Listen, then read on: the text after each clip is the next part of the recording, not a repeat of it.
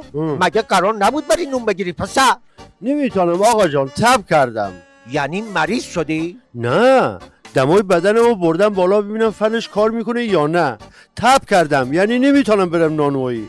خب بگو برادر زادت بره که همش سرش تو گوشیشه.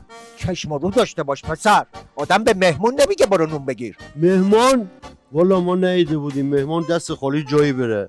دکتر آمدی مهمونی، از مسافرت به غیر از گوشی چی آوردی؟ تشریف آوردم قربان تو برم. انصافا جواب خوبی داد. مطمئنم تو دکتر میشی پسر. من نمیدانم از صبح تا شب تو این گوشی دنبال چی میگردی؟ من مدیر هستم، باید همیشه گوشیم همراهم باشه. الهی قربون داداش زاده گلم برم که هنوز دکتریشو نگرفته مدیرم شده. ای روزگار، ما از پسرم شانس نیاوردیم. آقا جان چرا اینجوری نگاه میکنی؟ میخوام درس عبرت بگیرم پسر. اتی جان، تو مدیر چند نفر هستی بابا؟ 194 نفر زیر دستمون آقا صفدر. 194 نفر؟ یا ابابی.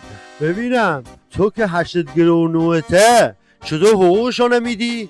حقوق چیه بابا؟ تو تلگرام مدیر گروه هستم که 194 نفر عضو بشن. فاتحه منو بخوانید، دیلیت شدم رفت. هر رو آب بخندی؟ مگه مدیر گروه چشه؟ اتی جان، حالا کارت توی اون گروه چیه بابا؟ آقا صفدر خبرهای داغ براشون میذارم آقا صفدر اینجا. مدیر خان یه خبر داغم برای ما بخوان، یکم بسوزیم ببینیم چی میشه. چی میشه؟ الان یه خبر خوشحال کننده برات میخونم که کیف از چاق بشه. رئیس انجمن تغذیه دولت رئیسی گفته حالا که گوشت گران شده مردم به جای گوشت حبوبات بخورن. ای خدا، مردیم از خوشی. احمق فکر میکنه حبوبات ارزانه. لوبیا چیدی خودش کیلو 80 تومنه، تازه با او همه عوارض جانبیش. بابا جان، الان قیمت حبوبات هم دست کمی از گوشت نداره. احتمالا فردا خود رئیسی میاد جایگزین حبوبات رو اعلام میکنه، میگه به جای گوشت و حبوبات نون و چای شیرین بخوریم. آقا جان حالا ما داریم زندگی ما نمی‌کنیم، ولی برای این سبک زندگی ما تو سوئیس بدلکار استخدام میکنن.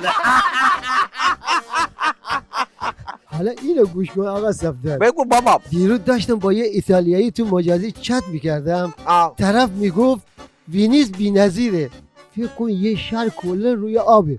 من بهش گفتم دولت رئیسی رو ندیدی قربان تو برم، فکر کن یه دولت کلا رو هواست. گل گفتی. بابا جان، دولت رئیسی که ساله، به وقتش همچین مقام عظمارم بفرستیم روی هوا که برای تمام دیکتاتورها تو تاریخ درس عبرت بشه.